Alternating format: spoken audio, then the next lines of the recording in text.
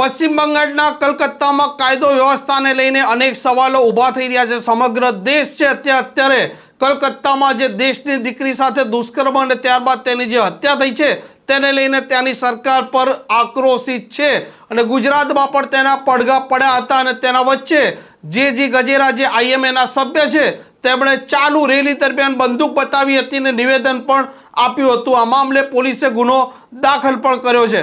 નમસ્કાર, આપ જોઈ રહ્યા છો હોટલાઇન ન્યૂઝ અને હું છું આપની સાથે તૌફિક ગાંચી। કલકત્તા જે પશ્ચિમ બંગાળમાં આવેલું છે ત્યાં એક દેશની દીકરી છે, ત્યાંની સરકારી હોસ્પિટલમાં તે ડોક્ટર તરીકે ફરજ બજાવતા હતા।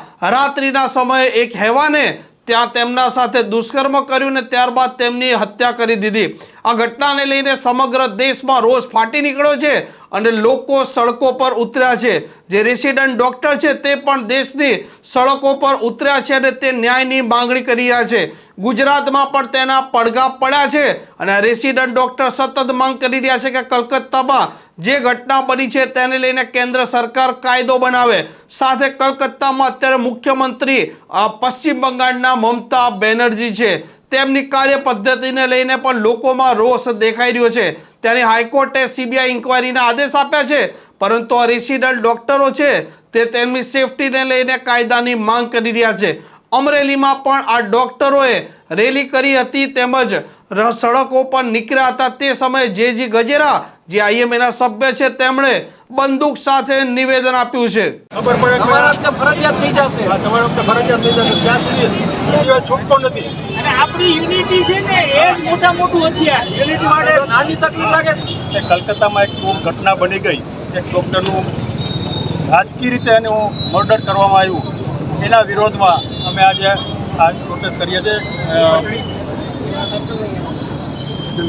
કેન્ડલ માર્ચ કરીએ છીએ અને એ રીતે અમારો વિરોધ પ્રદર્શિત શાંતિપૂર્ણ। અને જો આનો કંઈ નિવેડો નહીં આવે, એ મર્ડર કરવાવાળાને તો તાત્કાલિક પકડીને બધું એને વિધિ નહીં કરવામાં આવે, એને ફાંસી નહીં આપવામાં આવે તો અમે ભવિષ્યમાં પણ ઉગ્ર આંદોલન કરવા તૈયાર છીએ। અને એમાં આઈએમએને ઓલ ઓવર ઇન્ડિયા આઈએમએ સ્ટુડન્ટની સાથે રહેશે અને આવતીકાલે સવારે 6 થી રવિવારના 6 વાગ્યા સુધી બધા દવાખાના આખા ડિસ્ટ્રિક્ટના બંધ રહેશે, આખા ઇન્ડિયામાં બંધ રહેશે।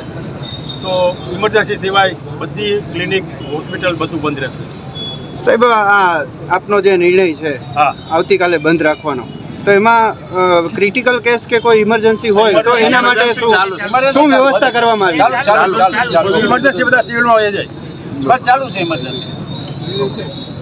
અને સાહેબ, એક એવો પ્રશ્ન છે કે જાહેરમાં આપણે કીધું કે હથિયાર રાખવું જરૂરી છે, તો હજી કહું છું લાયસન્સ લઈને રાખવાનું, લાયસન્સ રાખવાનું, કાંઈ વાંધો નહીં। અને હોમ રાખો તો હોમે મૂકી દેવાનું, જાહેરમાં કહું છું, એમાં કાંઈ વાંધો નહીં, કાંઈ વાંધો નહીં, જાહેરમાં કહો વાંધો નહીં, છાપજો અમારું નામ મોટા અક્ષર પહેલા પણ અડધા પણ નામ છાપો। આપના નિવેદન બાદ પોલીસ પણ હરકતમાં આવી છે અને જે ગજેરાના સામે ગુનો પણ દાખલ કર્યો છે। આ મામલે પોલીસ અધિકારીનું શું નિવેદન છે તે આપ સાંભળો। તાજેતરમાં કલકત્તા ખાતે ટ્રેની ડૉક્ટર પર દુષ્કર્મ આચરવામાં આવેલું અને જેની હત્યા થઈ હતી, તેના અનુસંધાનમાં અમરેલી સિટીના મેડિકલ સ્ટુડન્ટ ડૉક્ટર દ્વારા ગઈકાલના રોજ રાત્રે એક કેન્ડલ માર્ચનું આયોજન કરવામાં આવેલ। આ માર્ચ દરમિયાન ડૉક્ટર જે ગજેરા દ્વારા પોતાની લાયસન્સવાળી રિવોલ્વર કે જેને જાહેરમાં પ્રદર્શિત કરી અને લોકોમાં ભય પેદા થાય તેવું જાહેર કૃત્ય કરેલ હોય, અમરેલી સિટી પોલીસ સ્ટેશન ખાતે આર્મ્સ એક્ટ કલમ 30 તથા બીએનએસની કલમ 353 અને 270 મુજબ તથા કલેક્ટરશ્રીના જાહેરનામા ભંગ જીપી એક્ટ કલમ 135 મુજબ અમરેલી સિટી પોલીસ સ્ટેશનમાં ગુનો દાખલ કરેલ છે અને આગળ કાયદેસર કાર્યવાહી હાથ ધરવામાં આવનાર છે। આમ હાલ પશ્ચિમ બંગાળમાં કાયદો વ્યવસ્થાની સ્થિતિને લઈને લોકો અનેક પ્રશ્નો ઉઠાવી રહ્યા છે, કેમ કે એક દીકરીના સાથે આવું હેવાની અને શૈતાની કૃત્ય બને અને તે પણ સુરક્ષિત ના બને તે કારણસર સમગ્ર લોકો આક્રોશિત છે અને જે કોઈ ગુનેગાર છે તેઓને ફાંસીની સજા મળે તેવી તે માંગ કરી રહ્યા છે। આ પ્રકારના સમાચાર જો આપને પસંદ આવતા હોય તો હોટલાઇન ન્યૂઝને સબસ્ક્રાઈબ અને શેર કરવાનું ભૂલતા નહીં।